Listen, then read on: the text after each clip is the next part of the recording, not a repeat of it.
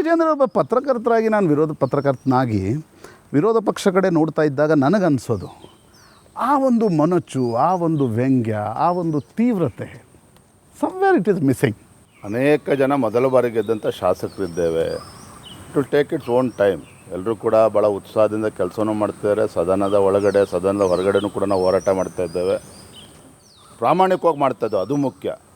ಎಷ್ಟು ಮೊಣಚಿದೆ ಮತ್ತೊಂದಿದೆ ಅನ್ನೋದಕ್ಕಿಂತ ಹೆಚ್ಚಾಗಿ ನಮ್ಮ ಈ ಭ್ರಷ್ಟ ಕಾಂಗ್ರೆಸ್ ಸರ್ಕಾರದ ವಿರುದ್ಧ ಅಡ್ಜಸ್ಟ್ಮೆಂಟ್ ರಾಜಕಾರಣ, ನಿಮ್ಮ ಭಾಷೆಯಲ್ಲೇ ಅಥವಾ ನಮ್ಮ ಕೆಲವು ವಿರೋಧಿಗಳ ಭಾಷೆಯಲ್ಲಿ ಹೇಳೋದಾದರೆ ಅಡ್ಜಸ್ಟ್ಮೆಂಟ್ ರಾಜಕಾರಣ ಇಲ್ಲದೇ ಪ್ರಾಮಾಣಿಕವಾಗಿ ಜನರ ಪರವಾಗಿ ಹೋರಾಟ ಮಾಡೋದ್ರಲ್ಲಿ ಭಾರತೀಯ ಜನತಾ ಪಾರ್ಟಿ ಯಶಸ್ವಿಯಾಗಿದೆ.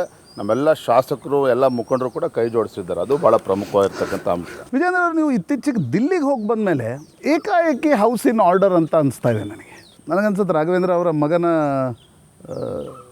ಮದುವೆ ಕಾರ್ಡ್ ಕೊಡ್ಲಿಕ್ಕೆ ಹೋಗಿದ್ರಿ.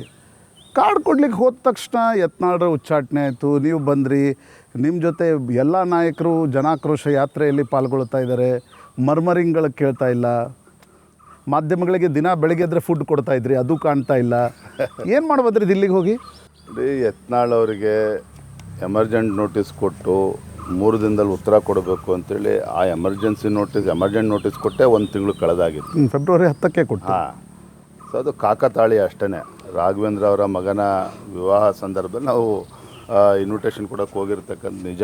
ಆದರೆ ಅದೇ ಸಂದರ್ಭದಲ್ಲಿ ಯತ್ನಾಳ್ ಅವರ ಉಚ್ಚಾಟನೆಯೂ ಕೂಡ ಆಯಿತು. ನಾನು ಅವತ್ತೇ ಅಂದ್ಕೊಂಡೆ, ಪ್ರಧಾನಮಂತ್ರಿಗಳನ್ನ ಭೇಟಿ ಮಾಡಿಕೊಂಡು ಅಮಿತ್ ಶಾಜಿ ಅವ್ರು ಭೇಟಿ ಮಾಡಿಕೊಂಡು ಪಾರ್ಲಿಮೆಂಟಲ್ಲಿ ಆ ಹಾಲಲ್ಲಿ ನಿಂತಿದ್ದೆ, ನಾನು ಹೊರಗಡೆ ಹೊರಡಬೇಕು ಅಂತೇಳಿ.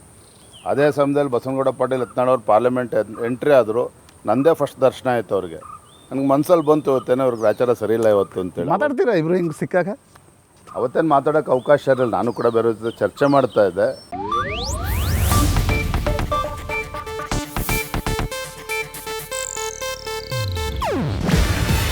ಇದು ಏಷ್ಯಾನೆಟ್ ನ್ಯೂಸ್ ನೆಟ್ವರ್ಕ್ ಪ್ರಸ್ತುತಿ. ನೀವು ನೋಡ್ತಿದ್ದೀರಾ ಏಷ್ಯಾನೆಟ್ ಸುವರ್ಣ ನ್ಯೂಸ್.